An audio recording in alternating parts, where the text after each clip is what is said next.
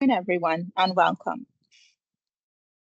My name is Denise Knowles, and I currently serve as the president of SHRM Bahamas. I'm a human resources professional with nearly 2 decades of experience, and I've had the privilege of working across a range of people-focused areas that continue to shape how organizations grow as well as evolve. In my current role at PwC, I lead the people strategy and for the business within the Bahamas. That means working with the leadership as well as key stakeholders to ensure that we're creating an environment where people both want to work as well as the organization want to succeed, especially in a time where change is constant. My work has largely focused on talent management, career development, change management, and really thinking about how we can keep our employees engaged and committed in today's workforce. Over the years, I've developed a strong appreciation for the balance between the business needs as well as the people experience at work. And I'm particularly passionate about helping organizations build cultures that not only perform, but also support, also develop and retain people in meaningful ways. And I am delighted today to host today's conversation on a topic that is top of mind for HR leaders everywhere: how we can build workforces that actually want, or workplaces, I should say, where people want to stay. Across the Caribbean, across Canada, and globally, organizations are asking the same question: why are my good people leaving? And what can we do differently to keep them? We know that retention isn't just about salary anymore, and we will talk a little bit about that. Depending on the generations that exist within our workplaces, that will determine our employees' appetite for what really matters most in their lives, right? Some employees, they're looking for growth, they're looking for a purpose, they're looking for flexibility, they're looking for trust, as well as strong leadership. And organizations that understand and shift their strategy are the ones that are building teams that are not just productive, but they're building teams that are committed. Today's conversation is about rethinking retention instead of asking the question, why are my employees leaving? We want to explore what makes people really stay with an organization. And I think that is the $1,000,000 question. To help me unpack this conversation, I'm joined by someone who works with organizations across industries and regions to solve exactly this challenge. Please join me in welcoming Andy Woolley, who is the president and the founder of Workzoom. Andy, thank you so much for joining us this afternoon. And can you introduce yourself and tell the audience a little bit about some of the work that you do? Great. Well, great intro, Denise, and thank you for the warm welcome. It's nice to say hi to everyone and be able to spend time with you this afternoon. My past, it's 25 plus years through a lot of technology change, helping HR, payroll organizations move into the future. And it's forms of this has been called digital maturity. It's basically where I've had a front row seat through my career of visiting with clients. It used to be a lot more face to face, flying around North America, Okay. and but basically what it was is sitting down, understanding where they were, and planning out steps to get into the future. And easy things is that everyone feels overwhelmed. It feels like they might be behind. And the answer almost always is just small, strong steps and and just building on success. And so I early on I met with clients and was with the birth of employee self-service. So Reedy Creek County, they We worked with them in the year 2000 and rolled out 6 employee self-service screens. And this was to fulfill the future. Within 5 years, we had Okay. the majority of employee and manager self-service all rolled out, all in a self-service. And we can see a world now where managers are much more empowered and connected with the data, and that the role of HR is connectors in an organization and connecting people. And this conversation today, I feel like the last 20 years has been building towards really powerful discussions in these areas. And I'm excited to have a good discussion with you, Denise, to bring some of my experience from visiting with many businesses at different stages, and to maybe also just touch a little bit on where we see things going and what we're preparing for. And then all of this teamed with you. Hopefully this will be a really valuable topic for everyone on the call. Yes, thank you so much, Andy. Thank you for the warm introduction. Let's start with the big picture, Andy. Retention has become one of the most talked about issues in HR over the past few years, and especially after the COVID-19 pandemic, because the search for talent has intensified. But what's interesting is that despite the attention that it is getting, many organizations are still struggling with it. From your point of view, from your perspective, Andy, what are companies, what do you think organizations are doing wrong, that really is impacting, um, the reason why companies are still struggling with retention? Well, uh, and this is nothing new for the members on this call. So Hmm. sometimes when we say something out loud, it's more for our own, that we're not going crazy, and that we A other people reminder, see right? our pain. Yeah. So the first part about it is that the businesses, that they need to have a larger mindset, and that employees must feel cared for. Employees must feel a path within the business. One of the biggest opportunities for business is internal mobility. And so just cultivating and growing your talent. And the other part of this is, and it might be hard for businesses because talent is very hard to measure. Uh, and when I don't mean an individual's talent, but organizational talent and growth, it's not a straight ROI item as other Mhm. areas. And so it's not like a new machine or something that they can purchase that has a visible difference, but it is a huge cost component. And so where businesses really can benefit is that growing their internal talent, and investing in it, and making sure that each generation, that we're talking their language, and that we're Mhm. connecting with them and showing them a future within this business. And then the other part of that is every business wants to grow from within. So that's a pretty universal concept. Businesses need to really reconnect with that, and just have smart goals and things towards really growing their employee base. Okay. Interestingly enough, Andy, you had mentioned earlier, in your intro, you mentioned that HR is a connector of people.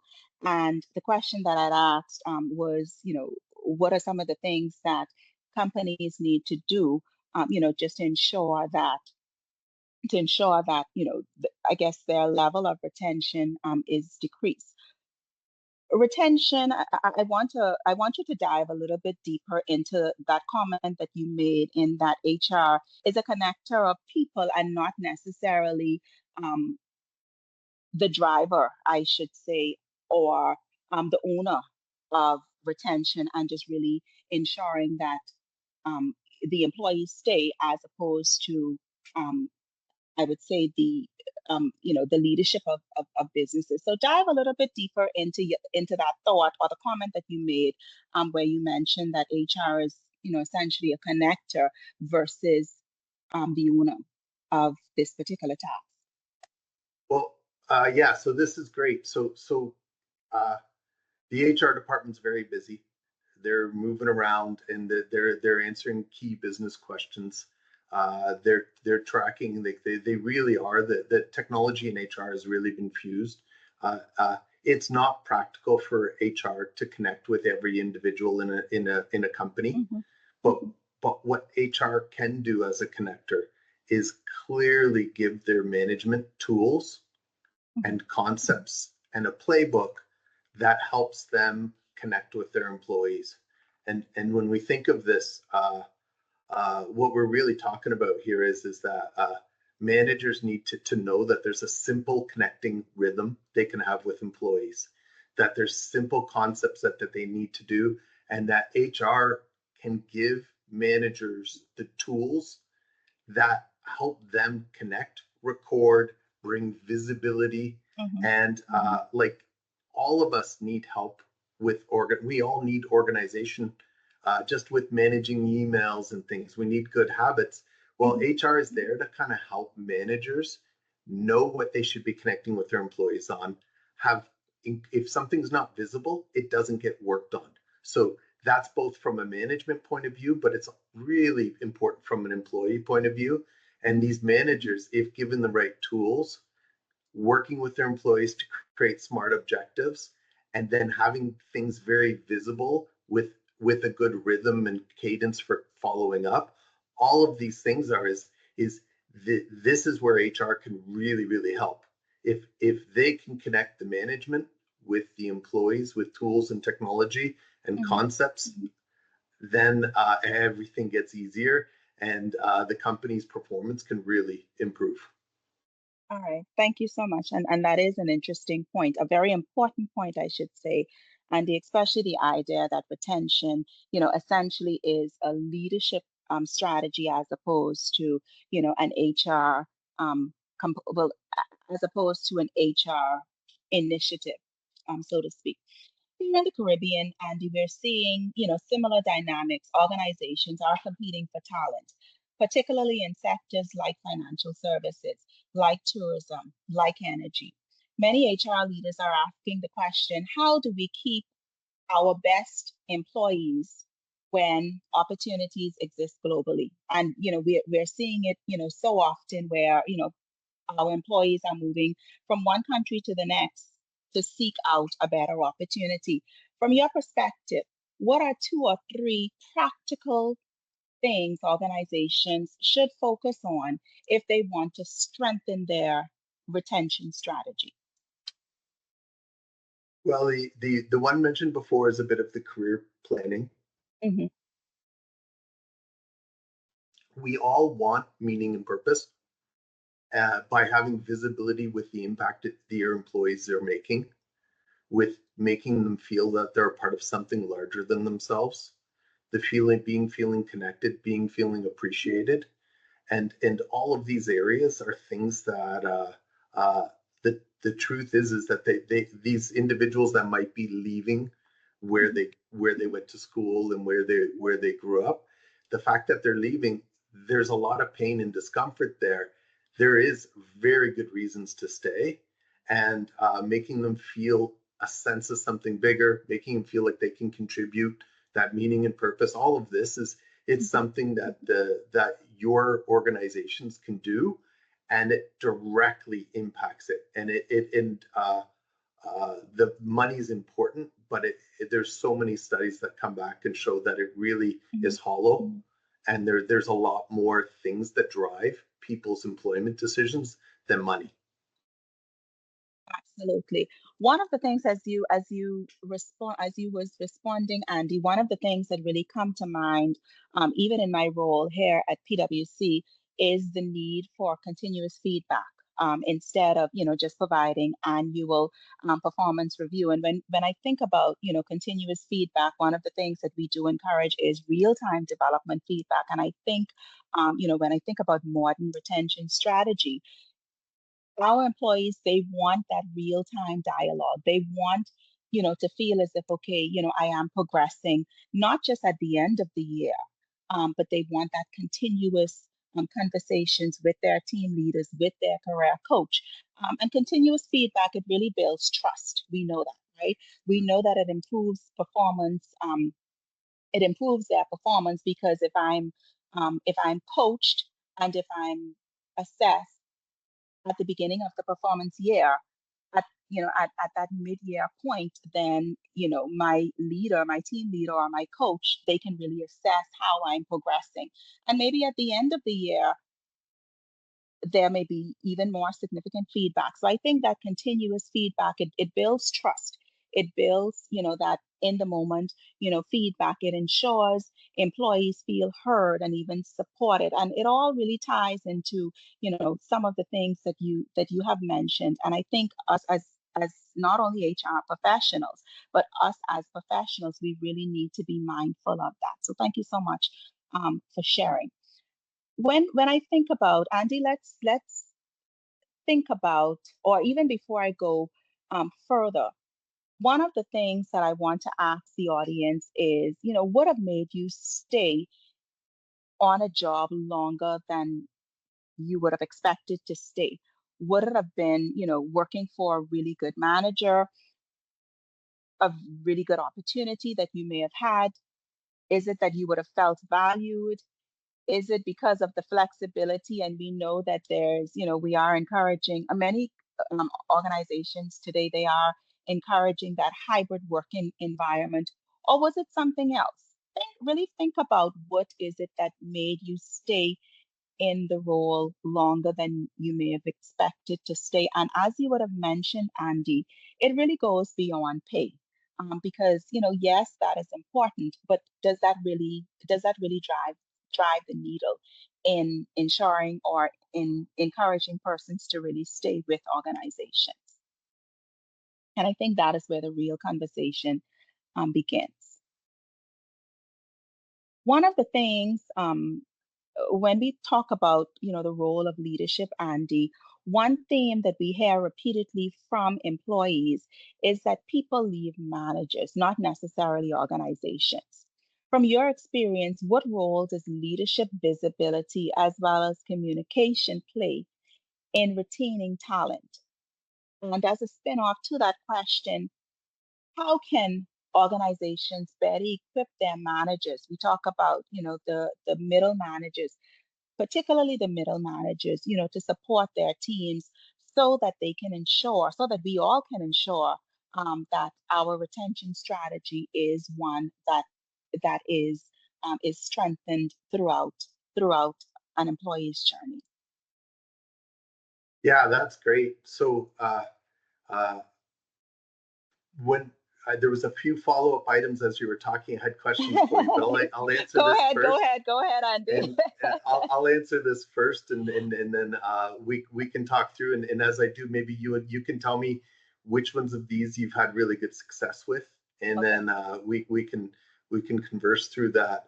So uh, the one part of it is that organizations need information to flow both down through business goal alignment, having every individual aligning their activities to what's important to the organization. So that's both business values, like a way of being for the business, but also what the business initiatives are.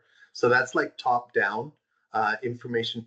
But just as important as that is bottom up information, and that the stronger the information is flowing up through an organization, the more the management and the leadership are in tune, and the better the decisions they can make. It has to be healthy and flowing both ways. There are tools and processes out there that can really help with both of these. And when we think of, you mentioned performance reviews, and if we think of performance management in general, that is an amazing time to update employees on where the organization is at and how it's performed and connect them with the larger goals. And then, but it is also an amazing time to align activities, align values. And as you said earlier, which was amazing, is it's really, this is more like driving a car where it's constantly going on. It's not like you get to a destination and say, am I at the right place? So driving the car is their hands are on the wheel, we're constant feedback loop, as you mentioned. And so one of the tools that's great for businesses to get the information flowing back up is something like a company survey. And that can allow them to hear about their management. It also allows that manager's manager to have coachable moments.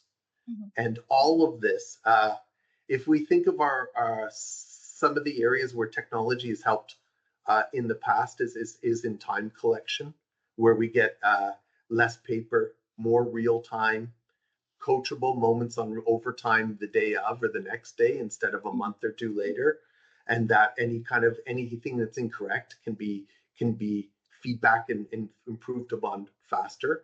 And in this particular case, in our world here, we're using technology to create a tighter feedback loop between managers and employees, and managers and their bosses, so that things can be corrected, and or employees aren't silently walking away because they feel like their manager doesn't respect them. And this can be done with anonymity in a company survey, or it can also be done in ways that can really be shared amongst the business. It's a very good scorecard for bottom up communication, and then business goals top down. What are your thoughts in and around this area? Have you had any fun experiences with this? Absolutely, absolutely. We're actually going through that process now. And it is one of the things that you mentioned was, the coachable moments, not just for an employee, but also for managers. And that is very important because as a manager, I am held accountable for my employees. Middle managers, we know that they are the most influential layer in shaping the day-to-day employee experience. One of the things that you mentioned was, HR cannot necessarily touch and feel all of the employees. It's really the middle managers. And, they translate the leadership, intent into action, also in terms of, an employee's experience. And that, those are the things that I experience on a daily basis. It's not necessarily okay the leadership, I'm dissatisfied with the leadership, so to speak, but it's essentially, but maybe the middle managers, and that's very important even for the middle managers to be assessed to determine, for the employees to determine whether or not the middle managers are being held accountable, whether or not they are doing what they're expected to do. And in terms of tying in the goals, one of the things that you had mentioned was, the top down as well as the bottom up, because they must be aligned. If there's no alignment, then there is chaos, and that is where a lot of confusion occurs. Because for me as an individual and as well as an employer, I have to be, I have to I have to understand and feel as if, my career goals, my, aspirations are aligned with the company's goals and objectives. And if there is a disconnect, then we have a problem. And I think that is, oftentimes what leads to, persons feeling as if, okay, now it's time for me to leave because there is a disconnect. So absolutely, I see it all the time, in the role that I'm seated. Um, and it is very important. And one of the things that you had mentioned as well, which is extremely important, is, for company surveys. So company surveys, it's not sufficient for an employee, sorry, for a company, to send out a survey and do absolutely nothing with it. It is very important when a company sends out a survey, it is very important for when the survey comes back, be it, if it is, and oftentimes surveys are anonymous. When they come back, for you to have like a focus group, for you to really sit down and for you to really think about, okay, what are some of the things that my employees are saying? What are some of the low hanging fruits that I can address, so that I can improve the retention or even the morale within an organization? What are some of the things that we as a leadership team, that we have to put a little bit more focus on, to revamp or to improve the culture, or, to improve the experience, the employee experience within an organization. So all of those things are very important. And, those are the things that I experience on a day-to-day basis, on a daily basis. And those are critically important to the success of any business when we think about retention. So thank you so much for actually, shedding some light on those key elements. Thank you so much, Andy. Yeah, it's like let's face it, the that management group, Mm-hmm. they are as HR being the connector, they are Mm-hmm. the make or break part of the business. You can have good Absolutely. vision, Mm-hmm. but the message has to be clear and executed upon throughout the leadership group, and that's where HR can have the biggest impact on a business. Also, one other note in around here, you talked about the middle management. Mm-hmm. The majority of managers these days are they get there by being very good at being an employee first. Absolutely, yes. Mm-hmm. So, being from Canada and one of our best hockey players, Wayne Gretzky. So I'm quite old. So he was a star when I was a kid. He was an amazing player, but Mm-hmm. as a hockey coach or a general manager, not so much. And so, Mm-hmm. and that doesn't mean that he could never be, but he has to acquire that skill set and be coached himself, and just being a very good employee doesn't necessarily make you well positioned, and that's where HR can really help. And Mm-hmm. the fun part about this is that that these managers, they can also help other managers, and Mm-hmm. so by HR connecting and giving them the tools to succeed, they really are able to affect a very large employee base. So that's that point about your middle management group. That's our sweet spot for Mm-hmm. really having an Mm-hmm. impact. Absolutely. And one of the things that I am seeing is, and we talked about it a little bit earlier in terms of leadership matrix, right? So it's not, as you would have mentioned, it's not just good enough for me as a middle manager, to do my job, or to manage the team. It goes beyond that. It is important for, the managers to be held accountable and, tie it to some sort of matrix so that, with their teams, if their teams are not performing effectively, if their teams are not growing, there is some sort of, matrix that's tied to whether, they are considered a top performer in their role, or whether or not, there is some sort of room for improvement. And I think that is very important because at that management level, they need guidance. So us as HR professionals, it is important, and as I keep, mentioning what you had indicated earlier, in that HR being the connector of people, it is important for us as HR professionals to ensure that, the middle managers, they get the guidance that they need.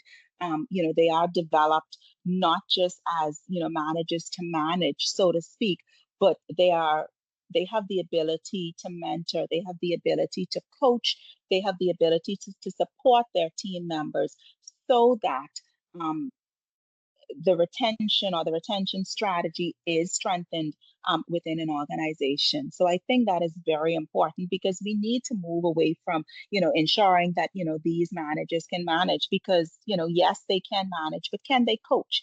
Can they mentor? Can they drive their teams from just being good team members to being exceptional? And I think it really boils down to their ability to coach and their ability to develop as middle managers. And I think once we get that aspect right, I think we will move in a positive direction. Yeah, amazing. And part of that's just changing even up at the C-suite, Hmm. that uh, uh, whether it's like career planning equals retention. It's Hmm. this idea that managers have to cultivate employee morale and Hmm. connection, and that really drives profitability by lowering turnover, improving attendance, Absolutely. improving the quality. And so this whole thing is and that's another part for visibility, is just like yeah uh, the operations management is under pressure to produce, yes, but the people that they're working with and leading, Hmm. they are people, they have needs, and they've got to keep that as important as in mind as much as what the work that they're doing. And it actually has a pretty big impact on it. Absolutely. So let's talk a little bit about technology for the moment, Andy. Many organizations, they have invested heavily in a whole lot of HR systems, but not all of them are really seeing the impact that they would expect based on their investment. How can technology, in your opinion, how can technology actually support retention rather than simply automate HR processes, from your perspective? Yeah, so fun topic. Um, I know it so is for you, the one, right? the, yeah. So the one part of it is uh,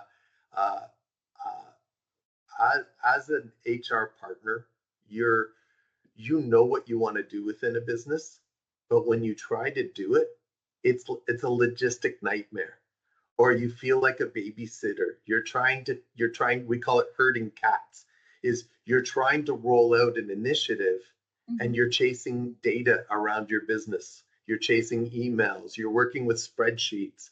And so a lot of uh, the businesses you work with, they'll get software, and the hope that the software, first thing it does is it consolidates their information. So ideally, you have everything in Mhm. one place. Right. That's a Mhm. great starting point. And then the next point, though, really is it's not just about having your data in one place. It's about capturing it at the source. And the other part is by giving your managers distributing the same information at Mhm. a point, creating that visibility where employees and managers are looking at what's important and they're being measured real time. So they're aligned, and that feedback to achieve this, and that you're wanting to you're using technology to have it self-policing, that the managers have Mhm. what they need without having to chase it down. Reminders are when they need to be, Mhm. and that you've seen it, and we've talked in the past where it's it's if things are manual or there's a couple manual spots, HR has enough drain on them. They don't need any more manual spots. And so this Mhm. is Mhm. technology should facilitate, it removes friction. And by removing this friction of information flowing, information sharing, information feedback, by removing that friction, these organizations can move a lot smoother. And then HR's role, which is beautiful, moves from data entry to all of a sudden audit or improvement and Mhm. empowerment. Mhm. So we're getting into those Absolutely. better words once we get rid of all of this, the administration out of HR. Absolutely. And as you speak, one thing that comes to mind, Andy, is the fact that retention improves when employees can see and they can track their growth, right? Technology also enables, organizations, as you would have mentioned, to really, map the skills, monitor the progress, really think about and really monitor, the retention data, and really being able to, allowing our employees to not just think about their career progression, but just thinking about it more tangibly and actionably, reinforcing reinforcing our employees to think about their growth, and allowing their growth to be their priority and not necessarily an afterthought. So that is very important, as you would have rightly mentioned. So thank you so much for sharing that. Let's dive a little bit deeper, and I'm going to share I guess a real world scenario, and Andy, from your perspective, if you can do the same.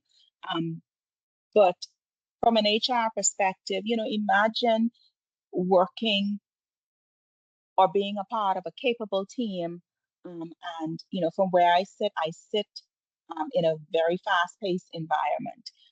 Let's For example, as I would have mentioned, I am a part of PricewaterhouseCoopers, and that's an accounting firm. And one of the things that we are expected to do is drive results.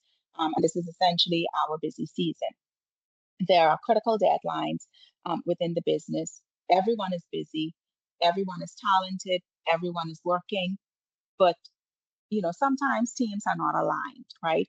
Communication, oftentimes there is a communication breakdown. Sometimes people feel overwhelmed. Sometimes, persons are very exhausted. Some really start questioning, is this the right environment for me? And, as I would have mentioned, I see it on a daily basis. From your perspective, Andy, and from from your vantage point, how can organizations prevent situations like this from happening, and prevent it from really becoming a retention problem that we so often see on a day-to-day basis? Well, visibility can create trust. And when you are aligned Hmm. to goals and you see movement, like you actually, there might be struggle, but you know your business is succeeding, like you're connected with the larger goal. As soon as we, philosophy wise, if we step back, when we have a challenge and the employees have a challenge, as soon as you step back and you see it in the broader, they see how it's connected to everything else, and they know that it's leading to something great, or Hmm. it's temporary, or that it's really meaningful and that they're doing. And so it's a very great, it's $1 million question for businesses. Hmm. And the other part, though, with this uh, uh, is recognition that someone's going through a challenging period at work can be an amazing starting point. If Hmm. your manager recognizes and appreciates what you're going through, all of a sudden you're like, I can do it. But Hmm. if you feel like they don't see it or they don't appreciate it, it gets that much harder. Absolutely, absolutely. Absolutely. And it is important because just based on my experience, one of the things, and especially as leaders, being self-aware is extremely important, right? And not Mhm. necessarily, within your small group, but even within an organization, because if I'm a leader within within a team, and I recognize that the work pattern of one of my employees has decreased, or, what they used to do, they no longer do, um, or, I feel as if, okay, they're a little bit more disengaged. I think that is very important. And it really boils down to me as a leader being very self aware of my team members, especially in a fast-paced environment, especially when the deadlines are piling up, especially when we are expected to perform, and the outcome we are expected to produce in a fast-paced and in a I guess in a deadline-driven environment. So that's very important, as you would have mentioned. Um, One of the things that you mentioned also, which is absolutely important, and um, it really, it, it really, it is very important, as you would have mentioned, is just visibility and even trust. So once an employee recognizes that, okay, you are a trusted advisor, I think that really helps, and that really ensures that, okay, this is maybe a leader that I can speak to, even though I am going through. And one of the things that we did mention earlier, um, and I don't know if there's any scientific evidence to prove it, is that employees, they leave managers versus organizations. So let's shed a little bit of light, about that comment, um, based on your experience, Andy. What are your thoughts on that? So can you say the quote or the saying again?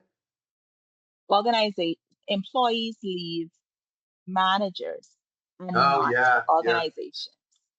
It's quite interesting, right? But it's this is the thing is that that manager is the portal to the Hmm. organization. That Hmm. manager is the upward movement, and if they don't feel that they're heard, if they don't feel appreciated by that Hmm. manager, from that employee's perspective, that's the entire organization's feeling of that employee, right? So it is a huge, it's the biggest touch point for an employee within the business. So you can have strong culture across the business. You can have strong corporate goals and movement, but if you're a manager, if you feel that you're stuck, and you don't have a voice, your only voice is leaving, which is not a talent. It's too expensive for businesses to lose talent like that, right? Absolutely. So as we look ahead, Andy, the workforce, we know that it is changing quickly. We have, in today's, workforce, there are, so many different generations, and we talked about it earlier, right? We talked about the baby boomers. We talk about the Gen X. We talk about the Gen Z. We talk about the Gen Alphas. And because of that, what is important to some individuals is not important to others based on your generation, based on what is important to you, based on the mix of different perspectives, the communication styles, as well as the work habits. Organizations, in my opinion, must move beyond a one size fits all perspective and really create a more personalized experience for our employees to effectively engage as well as retain talent. I think one thing that we touched on a little bit earlier that is very important is, to increase the remote as well as the hybrid work, which has defined how our employees collaborate, as well as how they connect, making flexibility a key driver of retention because, the reality is, some persons, they may not want to, or they may not even have the ability, to work from the office 5 days a week. This requires us as leaders to be a lot more intentional, for us to focus more on trusting our employees, to focus and really oftentimes over communicate expectations, also for us to really focus on the outcome rather than the physical appearance or the physical presence, I should say, of our employees. And I think for me, and my organization, that was one of the things that we had to adjust to, because I came from an environment where, and most of us, prior to COVID, we was in an environment where our employees was in office 5 days a week. But as it stands now, there may be remote work or even a hybrid work environment. So that is very important. Also, employees are increasingly prioritizing meaningful work and how it aligns with their personal lives. Some employees, they value their flexibility because they may be caring for an aging parent.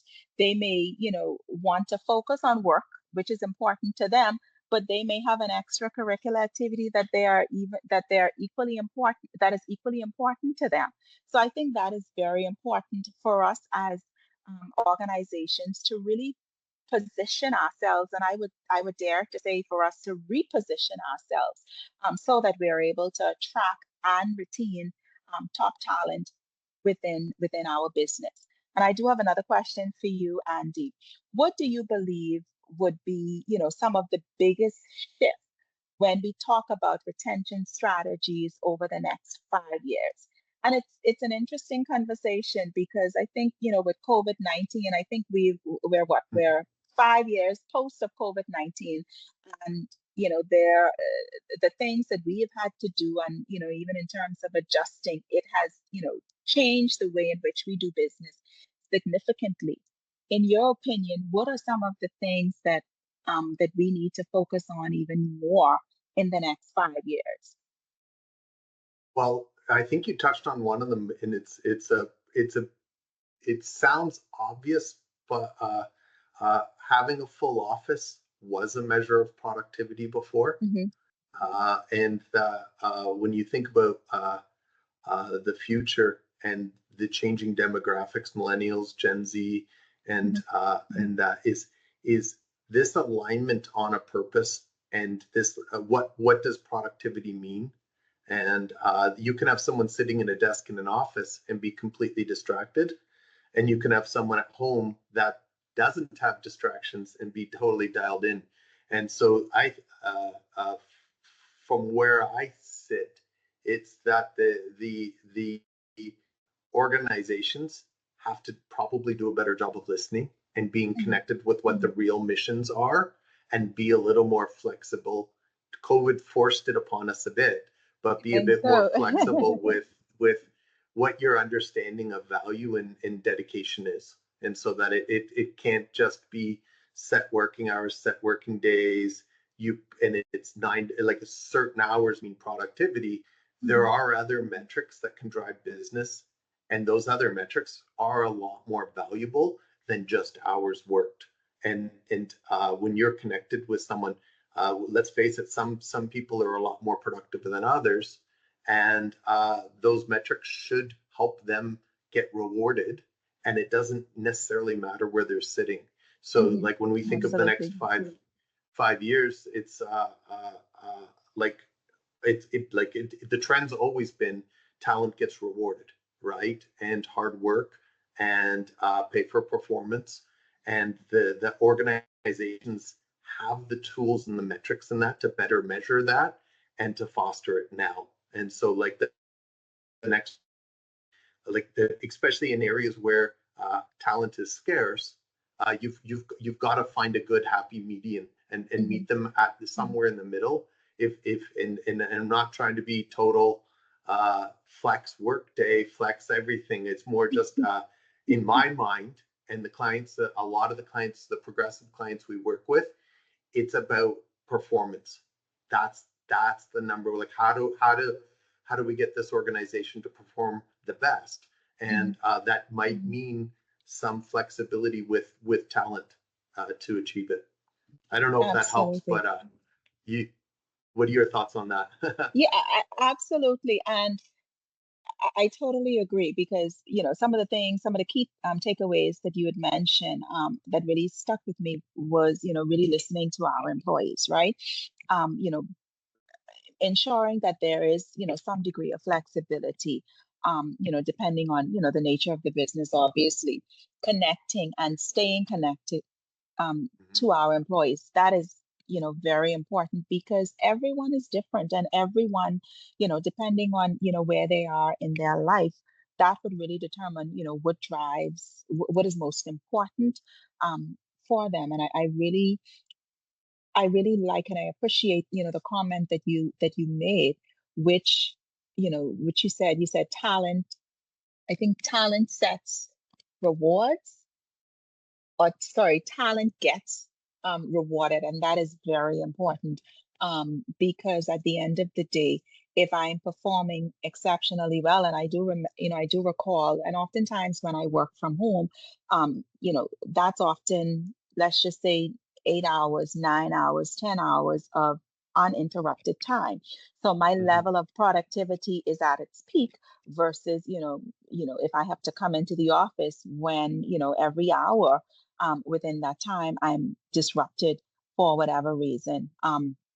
So I think that is very important. Yes, talent gets rewarded.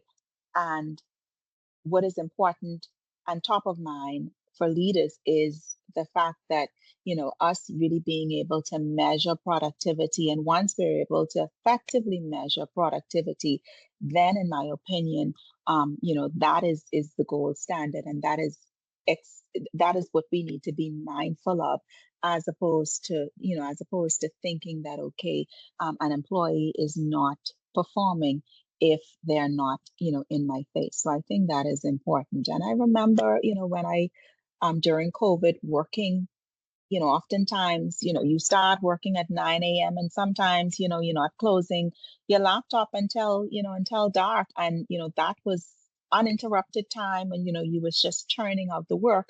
And that there was a heightened level of trust because there was nothing our employees could have done. We needed to stay home, and even in that instance, productivities, there was a heightened level of productivity, and that is something that we really, really need to be mindful of as leaders within the business. I do have a question, another question for you, Andy. If you could give one piece of advice to HR leaders and even persons on this call who want to build a workforce that stays, what would it be? It's a great loaded question. So Mm-hmm. uh,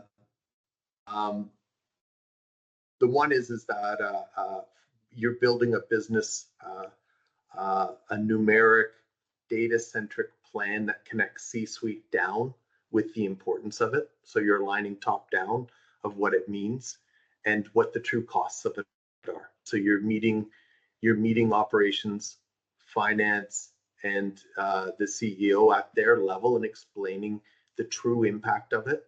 And when we're thinking of that, we're not talking about that in terms of uh, administration time. We're talking about that in organization productivity. And the more numerical fact based we can be, the larger this will grab their attention. And the true costs of it uh, find their way through risk. It finds its way through all these other uh, side doors, and that when you connect it all through, it's the quality of onboarding, the ability to move people up through an organization, which means they're bringing all of their past knowledge forward with them, and then you're getting people in your organization powered up and focused on their future is with your business. That's an amazing starting point. And so Mm-hmm. getting the C-suite connected with this at their level, which is improving productivity, Of improving the course. bottom line. If you get top down buy-in of this importance, all of a sudden everything you try to do later now has the support of a whole business behind you. Absolutely. They're Absolutely. not fingers on a dam, right? Yes, So what are your thoughts absolutely. in that area? What would you say is the biggest thing we could do to connect? I, I, I I do agree with what you have indicated in terms of, once we're able to demonstrate that we, once we're able to demonstrate that it is impacting, the bottom line. And even, in terms of improved productivity, I do believe that, we definitely would get the buy-in from the business. I do believe, just to go a step further, I do believe that um, as you would have indicated, retention is not only an HR initiative, right? It is a leadership strategy and it is leadership's responsibility. And that is very important.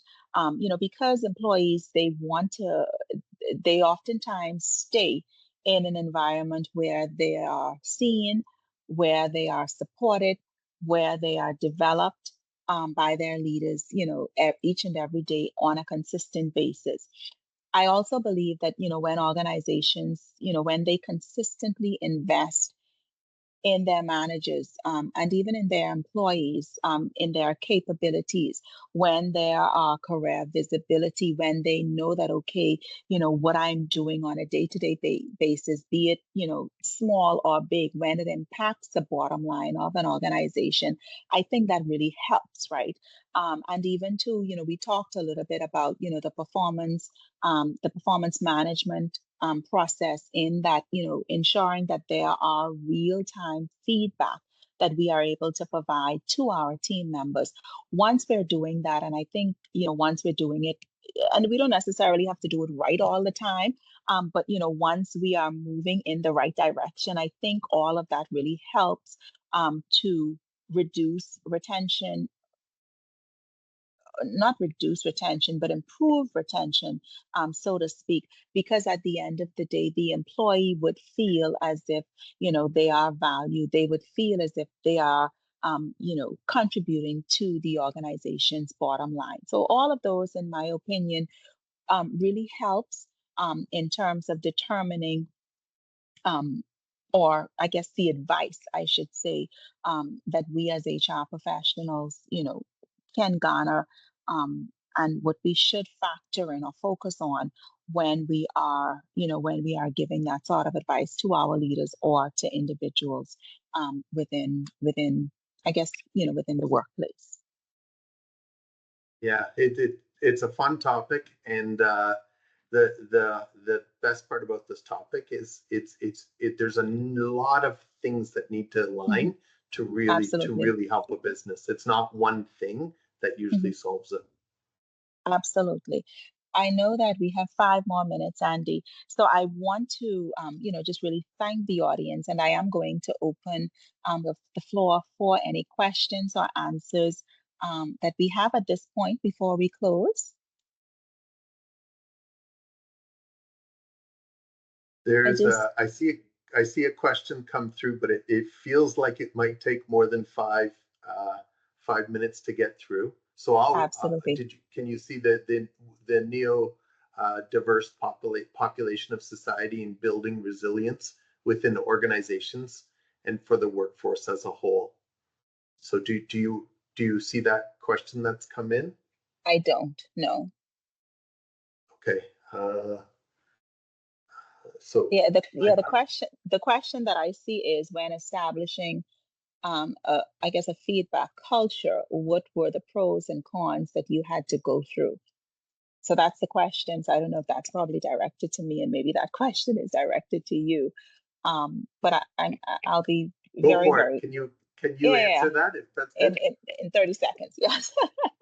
But I guess in establishing a feedback culture, the pros and cons, definitely, some pros that I would have experienced would be, that real time, development feedback.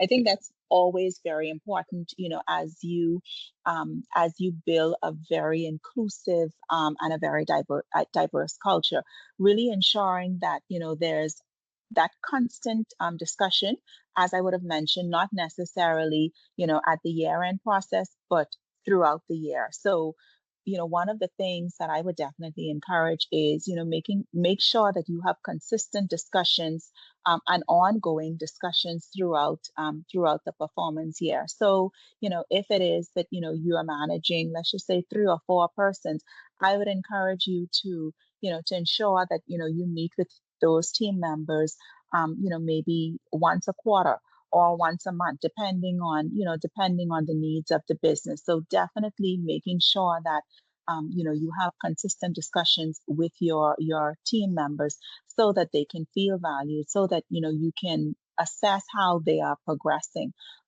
so that, if there is any issues within amongst the team, you are able to identify those challenges early on. So I think I would have mentioned I guess the pros. The cons would be, just a one-sided approach. And that's one of the things that we had to address in my organization, in that, the feedback was really just bottom up as opposed to top down. So making sure that, it's a constant line of communication, bottom up, bottom bottom up, top down, and that was, one of the cons, as I would have mentioned, that we had to address. But thankfully, we were able to overcome that challenge. And do you want to chime in, or you're good? No, I think you did a great job with it. Okay. All right. So one of the things, I guess, that I wanna leave is that, retention doesn't just happen by accident. Organizations that keep great people, they are very intentional about, their leadership development, about their approach, about their culture, the growth opportunities that exist within an organization, as well as making sure that, they are clear, as well as, I guess, over communicating or communicating the expectations.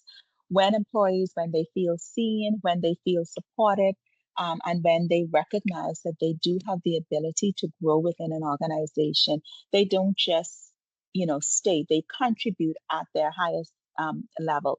So, with that being said, on behalf of SHRM Bahamas, thank you so much, Andy. Thank you to everyone that have joined us today. And, a special thank you for Workzoom for partnering with us on this very important conversation. We look forward to continuing to support HR leaders, support across the region, as we work together to build workplaces where people and organizations thrive. So thank you so much, everyone. And if you want to get in contact with us, we are You can reach out to us on LinkedIn. You can reach out to myself. You can reach out to Andy. We would be more than happy to continue on the conversation with you. So thank you so much and enjoy the rest of your afternoon. Thank you, Denise. And it was Thank great you. talking with you.